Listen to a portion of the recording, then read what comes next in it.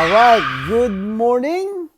Today is a good day at suot natin ang ating uniforme. Yun, okay? So, teka, fasten your seatbelt at napakaganda ng ating subject ngayon. Ito is about kasi meron ako na across na former isko vlogger, sa kanya ko narinig yung salitang pag daw itinuro mo yung middle finger, yung tatlo nakabalik sa iyo. At saka siya yung lagi bumabanggit ng jukebox vlogger. Okay, medyo matapang ang dila nito eh. Dati siyang isko supporter. Okay, doon siya nagsimula eh. And then ngayon ay Laconia supporter na. So anyway, last time, yung mga previous vlog ko, ay pinagtanggol ko siya na karapatan ng tao kung pumili kung sino ang gusto niyang samahan. Kaya lang lately ay na-across ko na-annoyed ako doon sa kanyang yung kanyang style.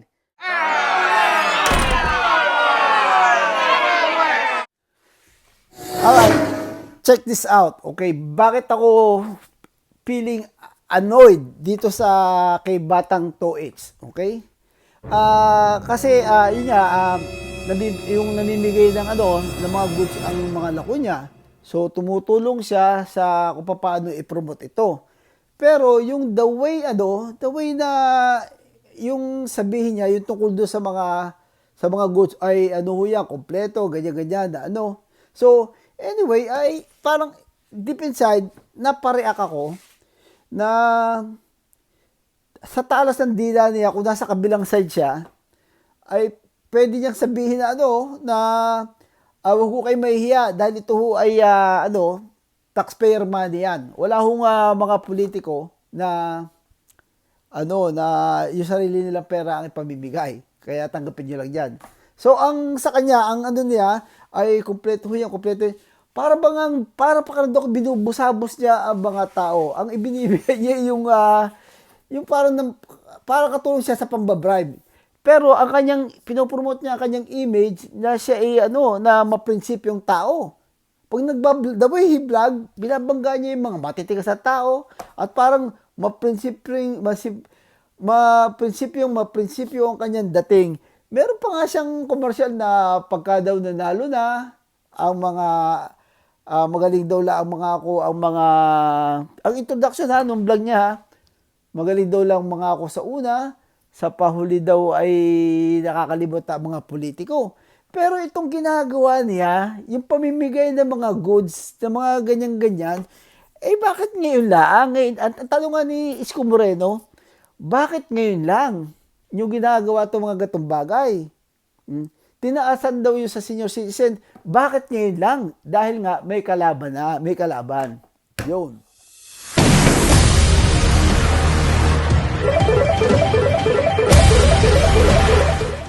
Hypocrite, marami mga balat kayo, pero ang mabigat nito, siya lagi bumabanggit na may mga jukebox vlogger daw na bayadan, okay? Napaka-hypocrite naman itong taong ito. Dahil kasi kilala ko yung mga vlogger, iniikutan natin yan eh. So sad, at saka yun nga, sa kanya ko narinig yung mga word ng mga jukebox vlogger. Again, and then yun nga kasabihan, pag tinuro mo daw yung middle finger mo, nakabalik yung tatlo sa'yo. Okay. Anyway, merong troll din sa akin nung mga nakaraan ng mga vlog ko. Okay, ako daw ay bayaran, jukebox vlogger daw ako. Hindi ko pa alam kung anong ibig sabihin ng jukebox vlogger eh. Dito kay Batang 2H ko nalaman yung jukebox vlogger. Dahil lagi siyang bumabanggit ng paulit-ulit. Ang sabi ko naman, kung magkano kaya ang magiging talent fee ko kung ako babayadan, ay ibibigay ko na lang doon sa taong nagko-condemn sa akin na ako'y bayadan. Hindi ko makailangan paliwanag sa kanya na paano ako mababayadan? Andito ko sa Los Angeles, ako may buong buhay ko ako'y nagtrabaho, I'm retired, may pension ako na kaya ko ng pagkasahin yun sa hindi ko na kailangan ng kumita sa vlog. Ano na ako, suporta lang tayo kay Isko Moreno. Makapag-boss out tayo at makatulong tayo sa ibang tao. So, yun lang. Happy na ako noon. Saka merong kape sa umaga. Makipagkwentuhan dito sa mga Iskonian. Okay na sa akin yun. Yun. Sa iyo na lang yung kung may bayad sa akin, ibibigay ko na lang sa iyo. Basta mapatunayan mo lang na ako'y biniyadad. Alright. Okay. Yung introduction niya sa kanyang pagbablog ay very contradicted doon sa kanyang pinopromote na image. Yun. Okay? I don't know if he feel awkward doon sa yung gumagamit siya ng kinokondem niya yung mga jukebox vlogger, bumabanggit siya. Pero he's from Isko Camp to Lacuna. Pinopromote na siya ay matuwid na tao at doon siya nakakakumbinse. Pero itong pamimigay ng goods na kompleto po yan, ganyan, pero pa sa barangay, okay lang yun kung may mga disaster na mga pangyayari. Pero kung ang plano mo naman ay kung ang nakikita natin talaga ay para sa campaign, nagagamit yun, ay yun, parang masyadong masangsang ang amoy noon na against sa mga prinsipyo at sa yung image mo na inilalaban, di ba? Very very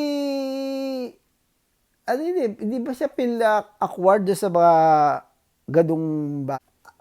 Anyway, it's another day. It's a good day. Happy si Pilosopong Mamay at nakipagmaritesan tayo sa mga Iskonian. At pag may time, tayo laging magbablog.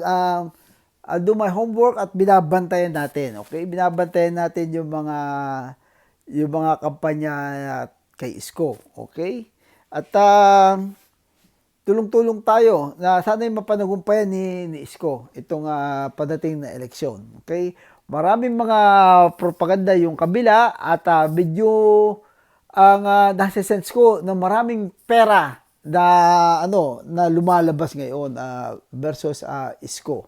So kaya meron masigasig tayo na nangangampanya at may mga precaution tayo minsan sa mga vlog natin. Okay? At medyo paulit-ulit tayo sa mga vlog natin na paalala dahil demonyo yung pera Okay? Demonyo talaga yung pera at ang mga Pilipino ay madaling makalimot. Madaling makalimot ang mga Pilipino at saka talagang very vulnerable sila dahil sa kahirapan. So, at andito si Pilosopong Mamay at ako sa simula hanggang huli ay ako kasama ninyo. Okay? So, again, salamat po sa mga nag-subscribe at I'll see you with my next vlog. Okay? God first! See you next vlog.